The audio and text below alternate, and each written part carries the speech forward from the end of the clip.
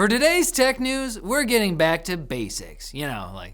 Wheels, chisels, fire, classic tech. Show this one to your grandpa, he'll love it. Many critics have said that the Rabbit R1 should have just been an app rather than a standalone device, but they're in luck because it turns out that it probably already is. According to a report from Android Authority, the Rabbit R1, the AI device that is definitely not a phone, appears to run on a version of Android, and its interface is actually an Android application. Android Authority acquired the R1's launcher APK from a source, and they found they were able to install and run it on a Pixel 6a. They were then able to create an account and interact with the device as if it were a genuine R1. Now, Rabbit CEO Jesse Liu has released a statement claiming that the R1 interface is not an app. It's not an app. Stop saying it's an app.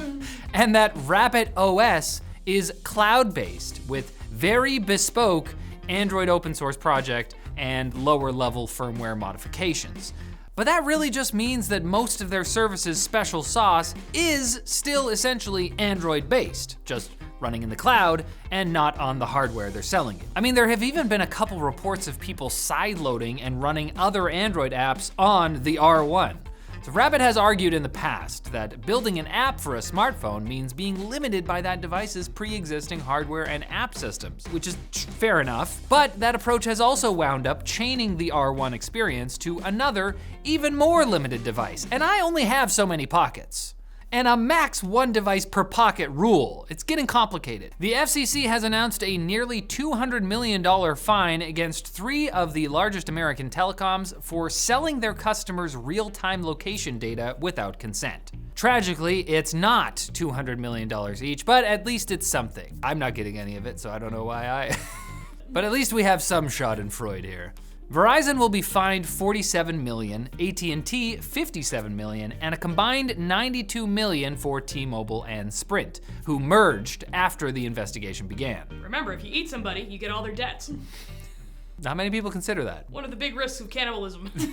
The FCC found that the companies sold their customers' real-time location data to aggregators, who then sold it to basically everybody else. The telecoms likewise tried to offload their duty to obtain consent onto downstream actors and tried using those smaller companies as a shield from legal responsibility, like a grown adult trying to blame a dog for a fart. Jessica, you just have a way with words.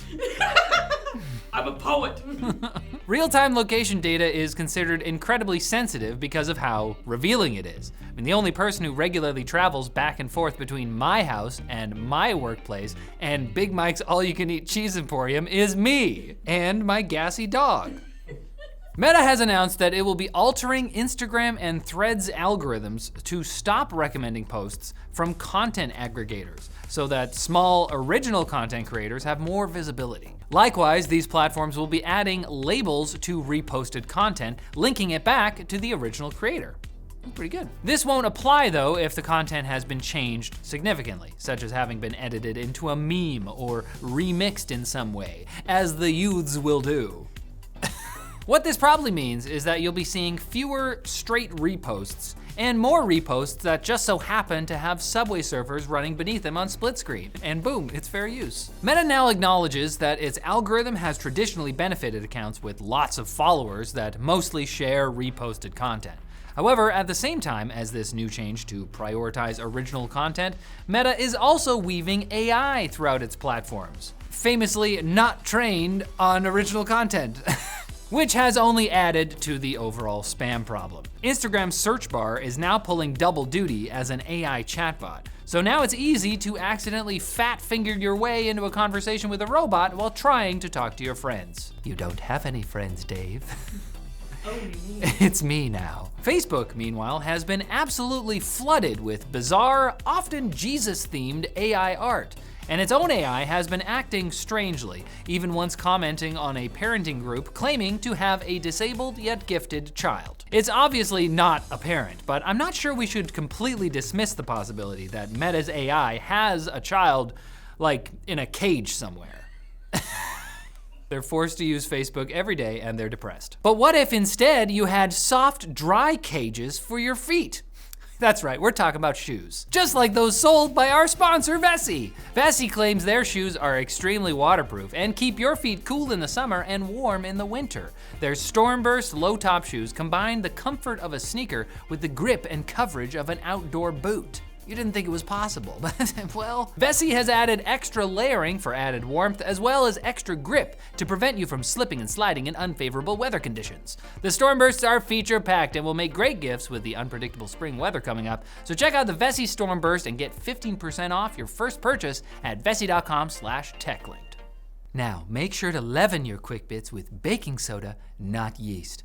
Unless you're trying to lose an arm. It's no joke. The UK has updated its telecommunications security legislation to ban manufacturers from adding easily guessable default passwords to their connected devices. Now, devices with online connectivity must come with a randomized password or generate a random password during setup. In addition, default passwords cannot be incremental, like password 1, or obviously reference publicly available information like Wi-Fi SSIDs.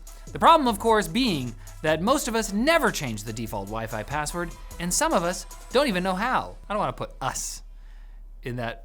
Do you? Riley doesn't know. Hey, just shut up! That's what the heck happened. The US General Services Administration, aka the most generically named government body ever, is auctioning off its 7-year-old 5.34 petaflop Cheyenne supercomputer, which was considered the 20th most powerful computer in the world when it was installed in late 2016. By contrast, the current most powerful supercomputer has 1,680 petaflops, which I don't gotta tell you, is a lot. This thing's flopping all over the place. The Cheyenne supercomputer was invaluable to the scientific study of weather, climate, wildfires, and seismic activity throughout its relatively long for a supercomputer lifespan. But maybe now one of us can buy it and test whether it'll run Crisis. I think Linus was tweeting somebody about this. The accounting team was physically holding him back. Meta is back and they're being investigated for non-compliance with the EU's Digital Services Act, particularly its rules about fighting misinformation and deceptive advertising. And, to be honest, the whole Meta AI had a baby thing, that hasn't helped. Neither has Meta's shutdown of CrowdTangle, the company's analytics tool that allowed researchers and journalists to monitor public discourse during elections. Meta's also laying off staff from the oversight board meant to monitor the company's own decisions.